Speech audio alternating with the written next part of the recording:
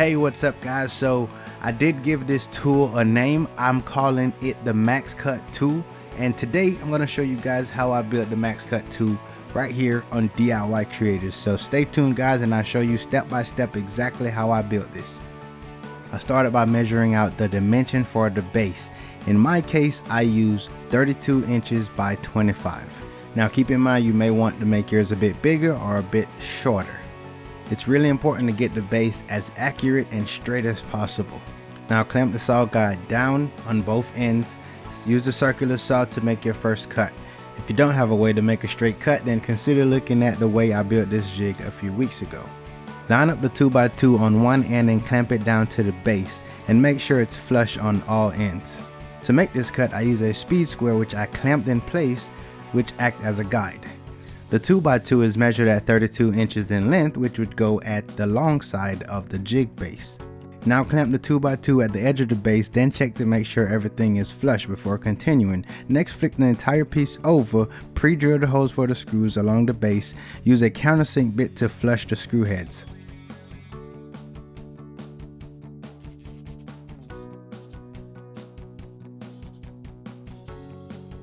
On the side I plan to put the stop blocks, I measured 18 inches from the edge and made a reference mark. There's no real calculation behind this point, but I just wanted to make sure that I had a reminder of where I wanted the blade to be. If you recall, I used the clamp to hold the blade guard back while I was cutting. Let's just say I was overthinking the process during the build. And you can eliminate the use of a clamp by just making the base wide enough to catch the guard as you insert the saw in the track. So at this point, I'm going to cut the piece of plywood for the widest part of the saw base. And again, we'll need our speed square to help us as a straight edge to make this cut. This piece needs to be cut at 25 inches in length, which is the measurement from the front of the jig to the back of the jig.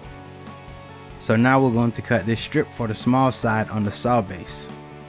This piece also needs to be cut at 25 inches in length. Since this piece is so small, it's much safer to use a handsaw to make this cut. Now I need to cut one more piece measuring at 1 inch, and this would be used for the fence on the saw guide. This also needs to be cut at 25 inches in length, and we need 2 pieces, one for each side of the fence.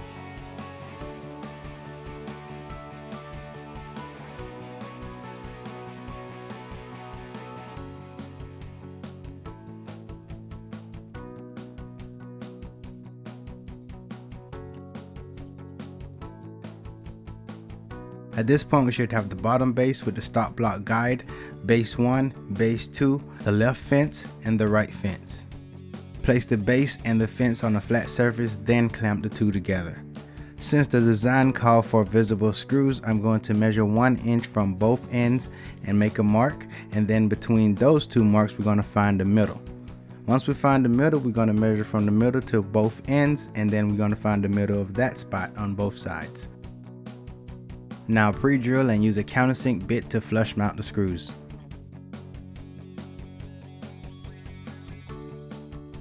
Now do the same thing for the second side of the base. Now lift the saw blade to its maximum height and set the saw between the two guides.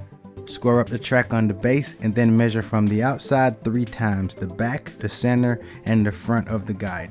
You should have the same measurement at all 3 points.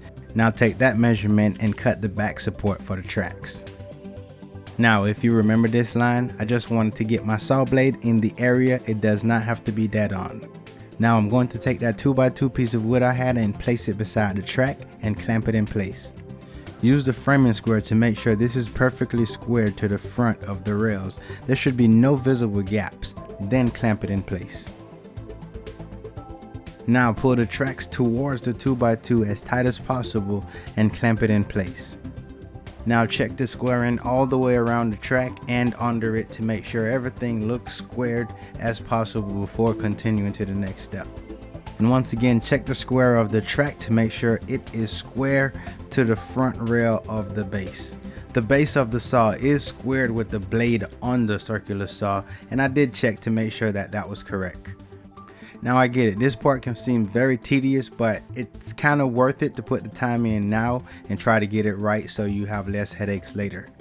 Now to attach the back support of the track, I just installed 3 screws along the back and flush mounted those as well, and install a couple screws. Now put the other side of the track on, clamp it down, and check to make sure that the saw moves freely before screwing it in place.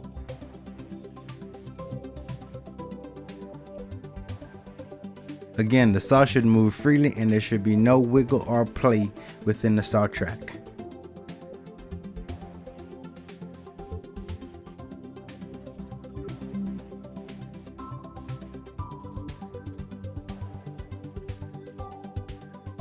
Now to make your first cut into the jig, drop the blade just enough to score the top portion of the plywood. Now I'm sure there's multiple ways to get this 45 piece in here and get it cut to the right angle. I'm going to do it the easiest way I think it's possible, and that's using a speed square. What we need to make sure is that the edge that the speed square is clamped onto, we need to make sure it's straight, not kinda, but straight. And your wood of choice also needs to be straight. I use 1/4 inch bolts and 1/4 inch drill bit, and I want the hole to be as snug as possible.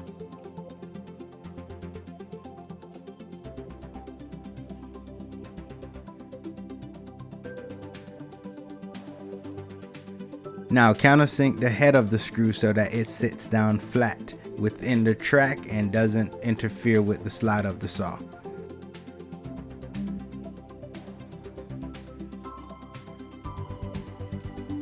Now after flipping the jig over, I realized that the holes that I pre-drilled are too big for me to use my Frosner bit, so I created a guide to help me control the bit as I'm drilling out the same hole. Now because I'm using T-nuts, I have to open up the hole even bigger, and I don't want this drill bit to go all the way through because it would defeat the whole purpose of what I'm trying to do. So I put a piece of tape on there to use it as a stop. Now hammer the T-nuts in place and we should be ready to go.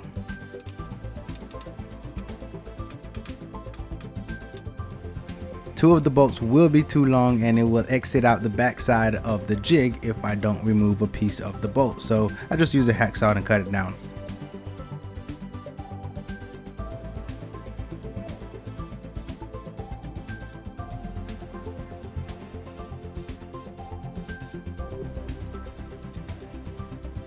Now just to check your work, just take a piece of scrap wood and then cut it with the 45s and make sure that you're getting a complete 90. If you are, then you did a good job, and if not, just make the adjustment you need to move on. Now the next thing to do is cut off this overhang from the back side of the jig. So I think the rest of the video is self-explanatory. All I'm building is just a stop block, so if you have any question, then definitely hit me up and I'll get back to you. But stick around for the end of the video. I will let you know a couple things you can do to upgrade your jig, and I will see you there.